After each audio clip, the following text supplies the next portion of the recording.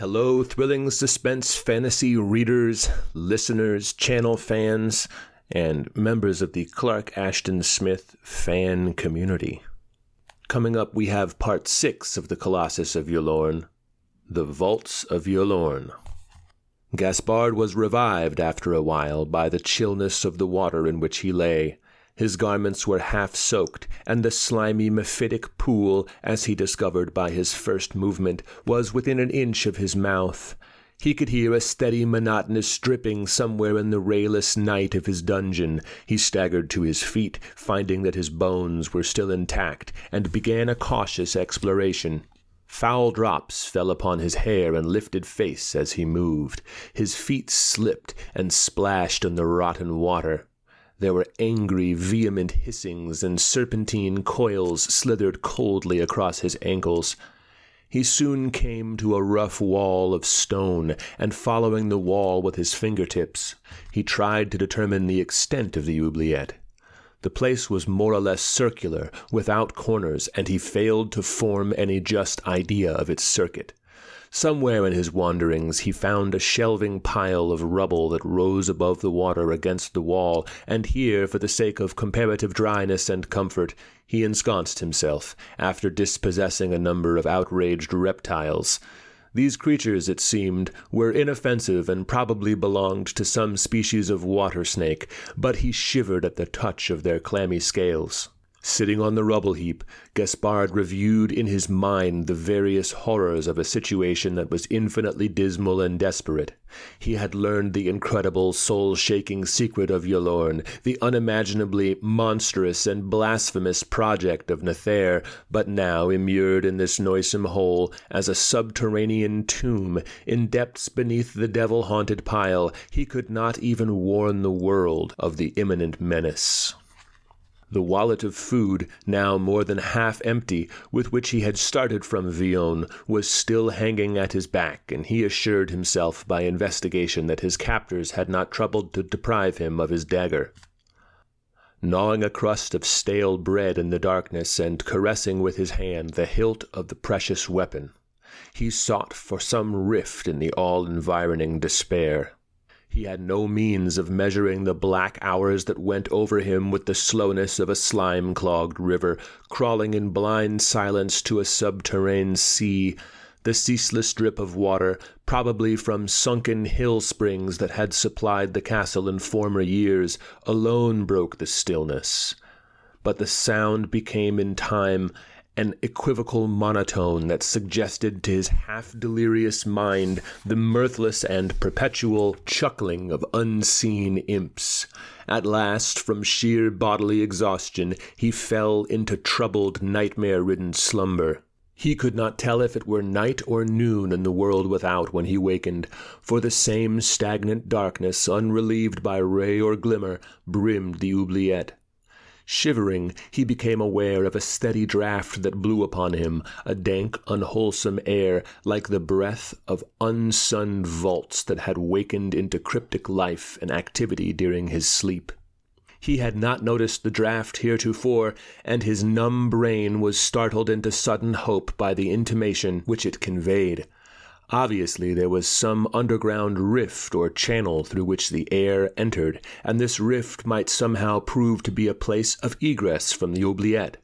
Getting to his feet, he groped uncertainly forward in the direction of the draught. He stumbled over something that cracked and broke beneath his heels, and narrowly checked himself from falling on his face in the slimy, serpent-haunted pool. Before he could investigate the obstruction or resume his blind groping, he heard a harsh grating noise above, and a wavering shaft of yellow light came down through the oubliette's opened mouth. Dazzled, he looked up and saw the round hole 10 or 12 feet overhead, through which a dark hand had reached down with a flaring torch. A small basket, containing a loaf of coarse bread and a bottle of wine, was being lowered at the end of a cord. Gaspard took the bread and wine, and the basket was drawn up. Before the withdrawal of the torch and the redepositing of the slab, he contrived to make a hasty but thorough survey of his dungeon.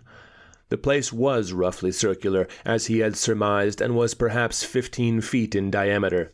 The thing over which he had stumbled was a human skeleton, lying half on the rubble heap, half in the filthy water. It was brown and rotten with age. Its garments had long melted away in patches of liquid running mold. The walls were guttered and runneled by centuries of ooze, and their very stone, it seemed, was rotting slowly to decay. In the opposite side, at the bottom, he saw the opening he had suspected, a low mouth not much bigger than a fox's hole, into which the sluggish water flowed. His heart sank at the sight, for, even if the water were deeper than it seemed, the hole was far too straight for the passage of a man's body. In a state of hopelessness that was like a veritable suffocation, he found his way back to the rubble pile when the light had been withdrawn. The loaf of bread and the bottle of wine were still in his hands. Mechanically, with dull, sodden hunger, he munched and drank. Afterward he felt stronger, and the sour common wine served to warm him and perhaps helped to inspire him with the idea which he presently conceived. Finishing the bottle, he found his way across the dungeon to the low, burrow-like hole. The entering air current had straightened, and this he took for a good omen. Drawing his dagger, he started to pick with the point at the half-rotten, decomposing wall in an effort to enlarge the opening. He was forced to kneel in noisome silt, and the writhing coils of water snakes, hissing frightfully, crawled across his legs as he worked. Evidently the hole was their means of ingress and egress to and from the oubliette. The stone crumbled readily beneath his dagger, and Gaspard forgot the horror and ghastliness of his situation in the hope of escape. He had no means of knowing the thickness of the wall, or the nature and extent of the subterranes that lay beyond, but he felt sure that there was some kind of channel of connection with the outer air. For hours or days, it seemed, he toiled with his dagger, digging blindly at the soft wall and removing the debris that splashed in the water beside him. After a while, prone on his belly, he crept into the hole he had enlarged, and burrowing like some laborious mole, he made his way onward inch by inch. At last, to his prodigious relief, the dagger point went through into empty space. He broke away with his hands the thin shell of obstructing stone that had remained. Then, crawling on in darkness, he found that he could stand upright on a sort of shelving floor. Straightening his cramped limbs, he moved on very cautiously. He was in a narrow vault or tunnel whose sides he could touch simultaneously with his outstretched fingertips.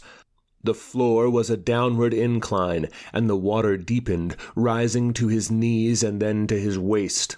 Probably the place had once been used as an underground exit from the castle, and the roof, falling in, had dammed the water. More than a little dismayed, Gaspard began to wonder if he had exchanged the foul, skeleton-haunted oubliette for something even worse. The night around and before him was still untouched by any ray, and the air current, though strong, was laden with a dankness and moldiness as of interminable vaults. Touching the tunnel sides at intervals, he plunged hesitantly into the deepening water. He found a sharp angle, giving upon free space at his right. The space proved to be the mouth of an intersecting passage whose flooded bottom was at least level and went no deeper into the stagnant foulness. Exploring it, he stumbled over the beginning of a flight of upward steps. Mounting these, through the shoaling water, he soon found himself on dry stone. The stairs, narrow, broken, irregular, without landings, appeared to wind in some eternal spiral that was coiled lightlessly about the bowels of Ylourgne. They were close and stifling as a tomb, and plainly they were not the source of the air current, which Gaspard had started to follow. Whither they would lead he knew not, nor could he tell if they were the same stairs by which he had been conducted to his dungeon, but he climbed steadily, pausing only at long intervals to regain his breath as best he could in the dead, mephitis-burdened air. At length, in the solid darkness far above, he began to hear a mysterious muffled sound, a dull but recurrent crash as of mighty blocks and masses of falling stone. The sound was unspeakably ominous and dismal, and it seemed to shake the unfathomable walls around Gaspard, and to thrill with a sinister vibration in the steps on which he trod. He climbed now with redoubled caution and alertness, stopping ever and anon to listen. The recurrent crashing noise grew louder, more ominous, as if it were immediately above, and the listener crouched on the dark stairs for a time that might have been many minutes without daring to go further. At last, with disconcerting suddenness, the sound came to an end, leaving a strained and fearful stillness.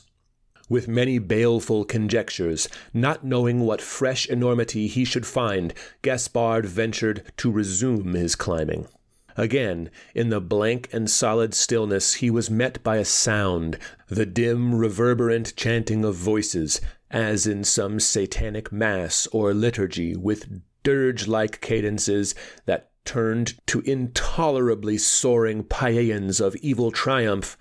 Long before he could recognize the words, he shivered at the strong, malefic throbbing of the measured rhythm, whose fall and rise appeared to somehow correspond to the heartbeats of some colossal demon.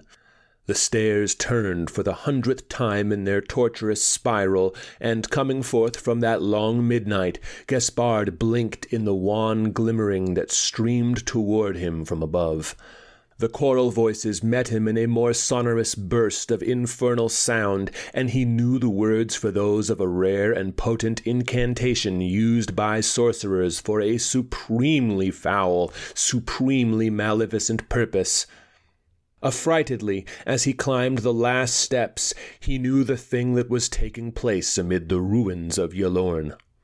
Lifting his head warily above the castle floor, he saw that the stairs ended in a far corner of the vast room in which he had beheld Nether's unthinkable creation. The whole extent of the internally dismantled building lay before him, filled with a weird glare in which the beams of the slightly gibbous moon were mingled with the ruddy flames and dying athanors and the coiling multicolored tongues that rose from necromantic braziers. Gaspard, for an instant, was puzzled by the flood of full moonlight amid the ruins. Then he saw that almost the whole inner wall of the castle, giving on the courtyard, had been removed. It was the tearing down of prodigious blocks, no doubt through an extra-human labor levied by sorcery, that he had heard during his ascent from the subterranean vaults. His blood curdled. He felt an actual horripilation as he realized the purpose for which the wall had been demolished. It was evident that a whole day and part of another night had gone by since his immurement, for the moon rode high in the pale sapphire welkin. Bathed in its chilly glare, the huge vats no longer emitted their eerie and electric phosphorescence. The couch of Saracen fabrics, on which Gaspard had beheld the dying dwarf, was now half hidden from view by the mounting fumes of braziers and thuribles, amid which the sorcerer's 10 pupils, clad in sable and scarlet, were performing their hideous and repugnant rite with its malefically measured litany. Fearfully, as one who confronts an apparition reared up from nether hell, Gaspard beheld the colossus that lay inert as if in cyclopean sleep on the castle flags. The thing was no longer a skeleton. The limbs were rounded into bossed, enormous thews like the limbs of biblical giants. The flanks were like an insuperable wall. The deltoids of the mighty chest were broad as platforms. The hands could have crushed the bodies of men like millstones. But the face of the stupendous monster, seen in profile athwart the pouring moon, was the face of the satanic dwarf Nether, re-magnified 100 times, but the same in its implacable madness and malevolence. The vast bosom seemed to rise and fall, and during a pause of the necromantic ritual, Gaspard heard the unmistakable sound of a mighty respiration. The eye in the profile was closed, but its lid appeared to tremble like a great curtain, as if the monster were about to awake, and the outflung hand, with fingers pale and bluish as a row of corpses, twitched unquietly on the castle flags. An insupportable terror seized the watcher, but even this terror could not induce him to return to the noisome vaults he had left. With infinite hesitation and trepidation, he stole forth from the corner, keeping in a zone of ebon shadow that flanked the castle wall. As he went, he saw for a moment through the bellying folds of vapor the couch on which the shrunken form of Nethere was lying pallid and motionless. It seemed that the dwarf was dead, or had fallen into a stupor preceding death. Then the choral voices, crying their dreadful incantation, rose higher in satanic triumph. The vapors eddied like a hell-born cloud, coiling about the sorcerers in python-shaped volumes, and hiding again the orient couch and its corpse-like occupant. A thraldom of measureless evil oppressed the air. Gaspard felt that the awful transmigration, evoked and implored with ever-swelling liturgic blasphemies, was about to take place, had perhaps already occurred. He thought that the breathing of the giant stirred, like one who tosses in light slumber. Soon the towering, massively recumbent bulk was interposed between Gaspard and the chanting necromancers.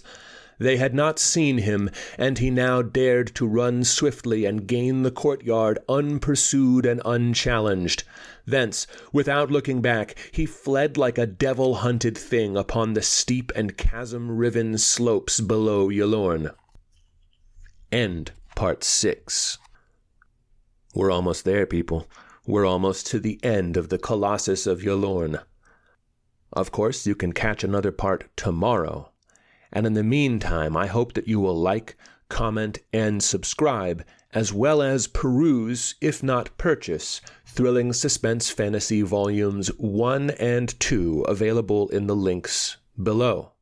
Talk to you tomorrow.